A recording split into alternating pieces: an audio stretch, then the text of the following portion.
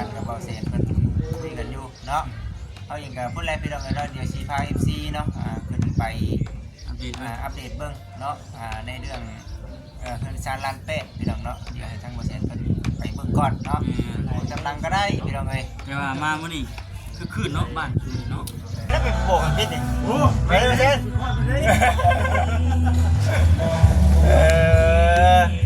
เพิ่นกำลังม่วนเนาะเพิ่นกำลังม่วนมาถึงมื้อถึงยามวันงานเพิ่นเนาะแล้วก็บุญกองเข้าติโอ้มื้อเท่เลยแม่นบ่บัดนี้โอ้เนาะมีได้ลงมือบกมือบุญน้ำเพิ่นแลตามกำลังเอาเบิ่งใครเบิ่งเพื่อนแล้วก็เบิ่งดูหั่นล่ะอ่ะลองโอ้โอ้เบิ่งเด้อของใหม่ลองไขเบิ่งดูอึ๊บ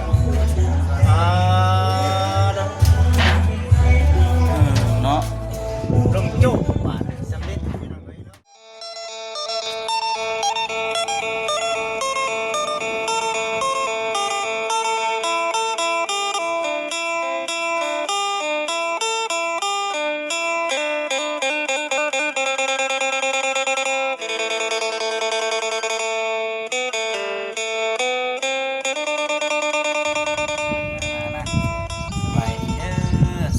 สบ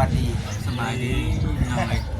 บดสกูสักคน14ทุกท่านเนาะช่วงจังโมงแล้วให้มุงจะมีบ่3 โมงบ่มีเนาะจะบ่ได้ถือบ่มี3 โมงแล้วมีมุ้งแล้วกันแต่บ่มีเนาะบ่แซ่นก็บ่มีแล้วนี่เนาะ3 โมงพี่น้องเอ้ยเนาะมาอัปเดตเนาะทางน้องน้ำคานเพิ่นสำเร็จเนาะบัดนี้เนาะสำเร็จไปคือว่าเห็นขี่รถไกลไปว่าจังได๋ขี่รถไกลทางพวกกินนี่พวกกินนี่คิดว่าสิพากันไปอันนี้พาไม่กระจาดแต่ว่าแถวนี้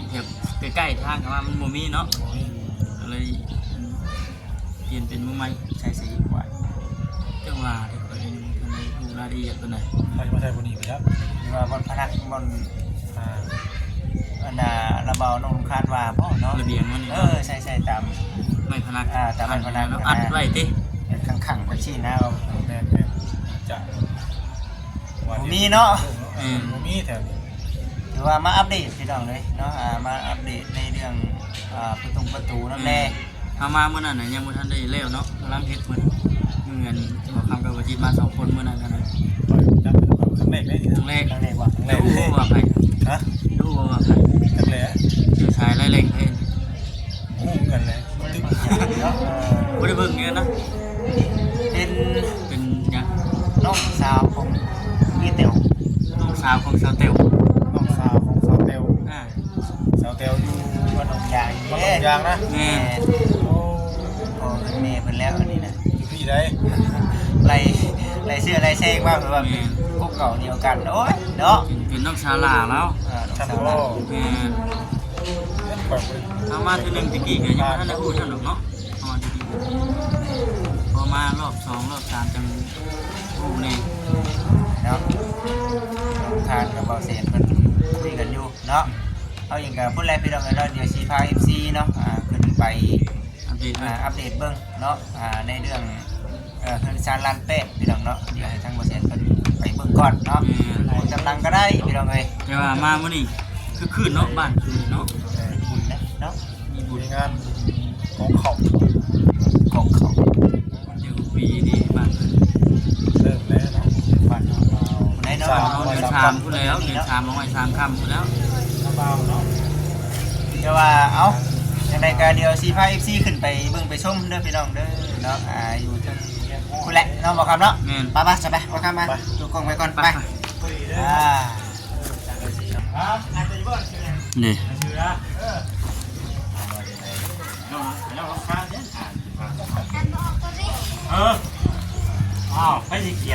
ให้เขียนโอ้ไม่เขียนชื่อพ่อเบิ่งขอสิอ่านสบายดีก่อนนี่นะมาเขียนอ่านได้ป่ะเหมือน FC ป่ะFC แต่เพิ่นเขียนใส่ตะโมเลยแม่นขอบใจ FC ทุกท่าน ที่บ่ ขอบใจ FC ทุกท่านเลยทุกท่านเนาะ แม่นที่บ่เอ่ยน้ำ ที่บ่ ที่บ่เอ่ยน้ำ ที่บ่ได้น้ำเนาะ เสียงเพลงพี่น้องเนาะขึ้นดีมื้อนี้กันนะนี่พี่น้องเลย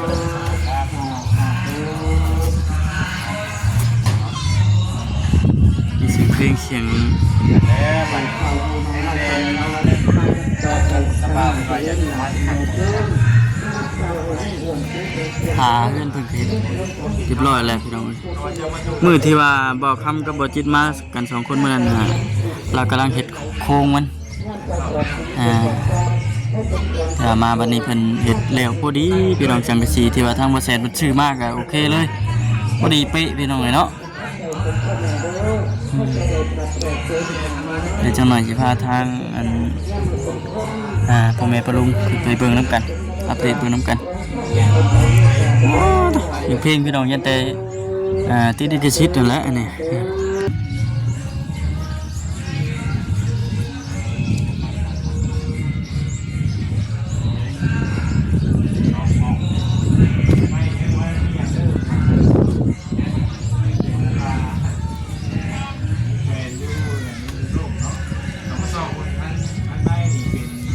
ข้างหลังพี่แล้วก็เขียนคือกันนะครับ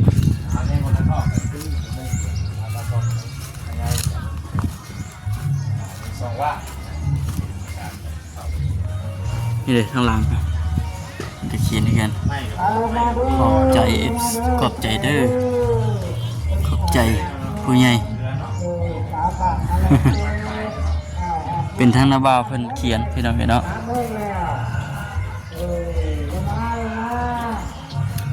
ทางนาบาวเพิ่นเขียนไปก่อนยังมันได้แข่งถูกเยียงเนาะ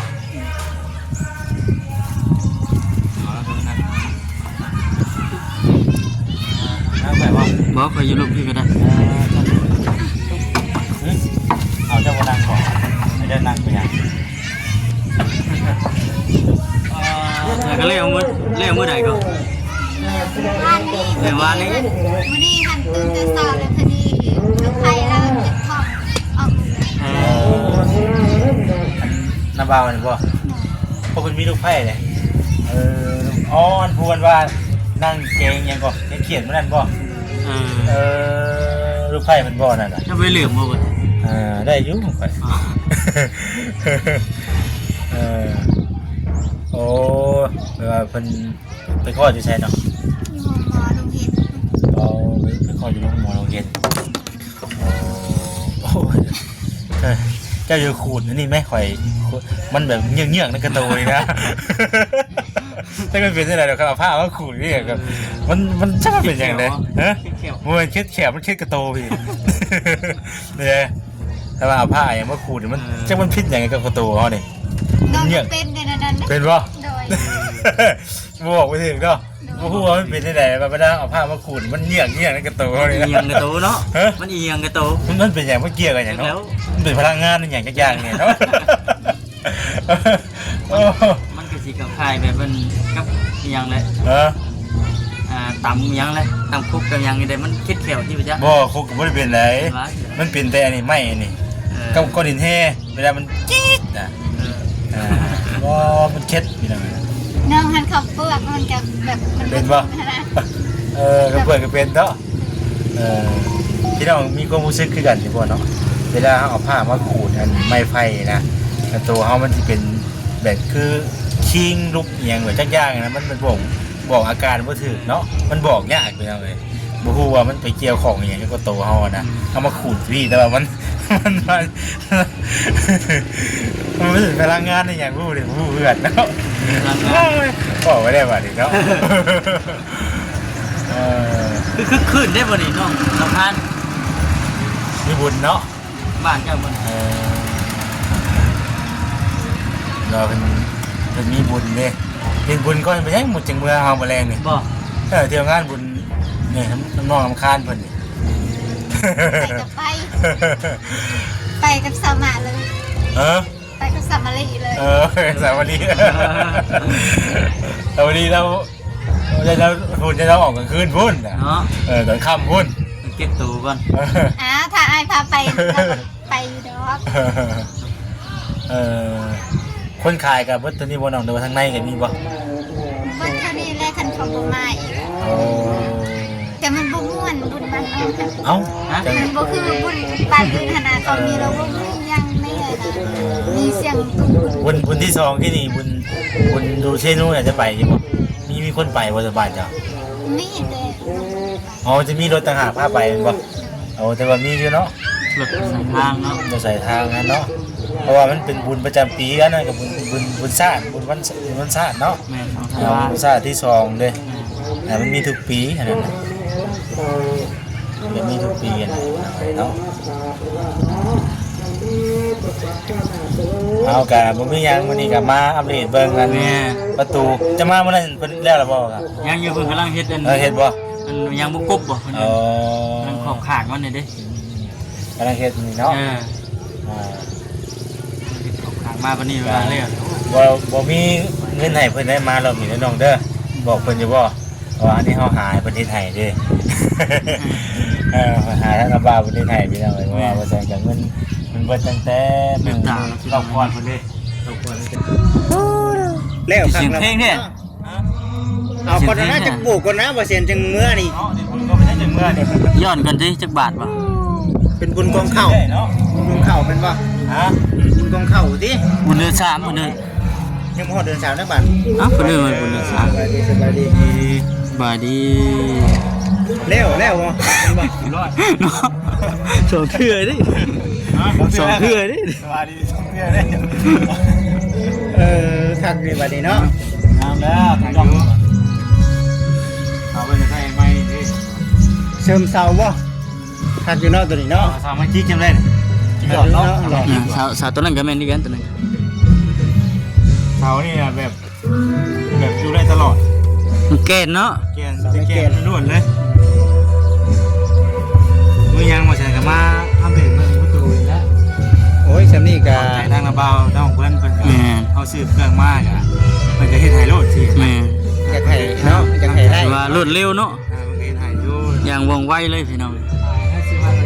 ให้สินะที่แต่บ่มีอุปกรณ์ให้เราเนาะเรามีเครื่องมีหยังมันก็เฮ็ดได้ เสียงเพลง อยู่ที่นอนนั่นแหละบัด เสียงเพลง เข้าแล้วที่นอนเนาะศาสตร์ปูศาสตร์เชื่อมนโฮมประเภทเชื่อนะเพราะว่ามื้อนั้นน่ะว่าสิที่ผ่านะมีอยู่ผ่านะเพราะว่า ผ้าซองพื้น ว่าจะรีบมาซื้อมาให้ได้มื้อนั้นเกียมเลยนี่เนาะเกียมแบบว่าอันน่ะ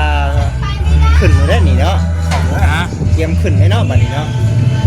ประมาณคือว่าปีใหม่นี่แหละปีใหม่คือโดย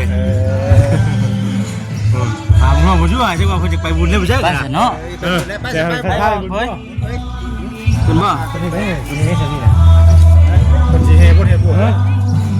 ไปแล้วบ่ สิไปแล้วบ่ สิลงไปแล้วบ่ ไอ้มากเลยจังท่านก็ได้ แล้วก็ชา สบายดีอีกทีนึงโอ้เสียงเพลงพี่น้องเนาะโอ้ดิสบายดีสำเร็จแล้วเนาะปิดแท้ๆเนาะ เพลงเสียงบ่ ไอ้โมเสนแล้วไปโบกกันปิดนี่ไปโมเสน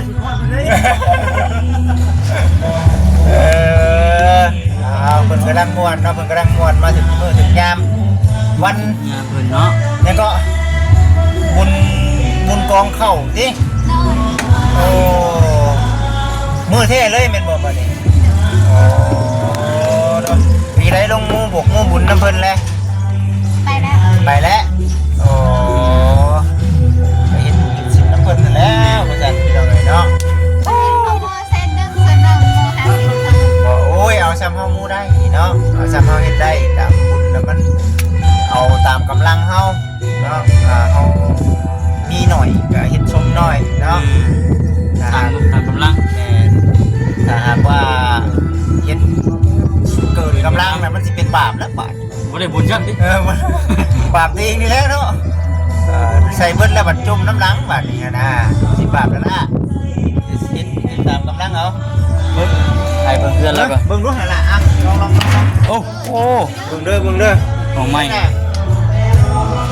ลองใส่เบิ่งดูฮึบ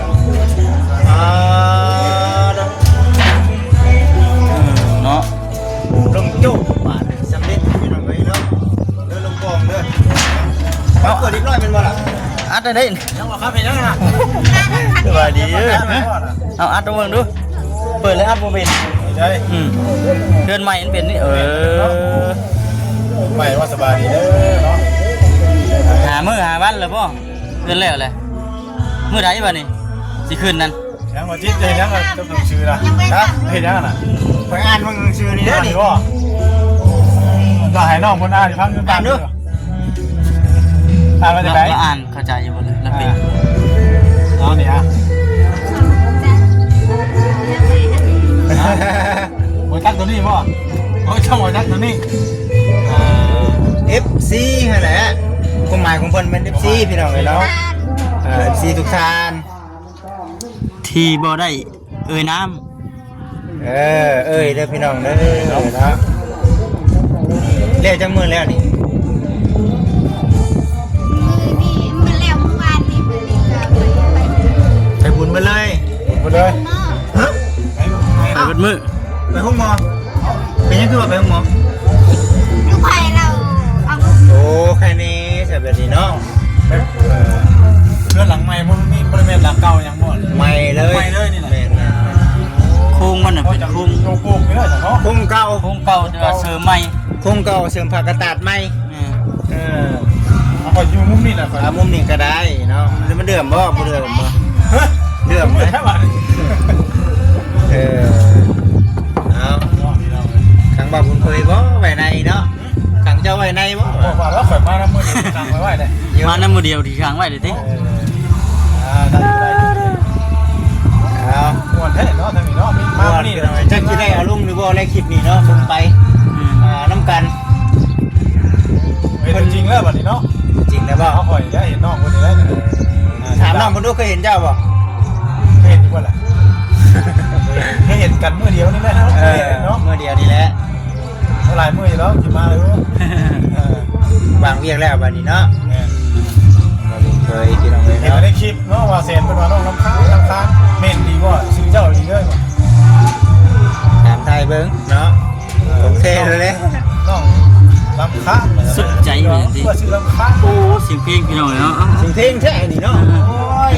บ่ได้ปันนี้ เพลงพี่น้องไปบ่ต้องไปจบคลิปก่อนพี่น้องเนาะ มา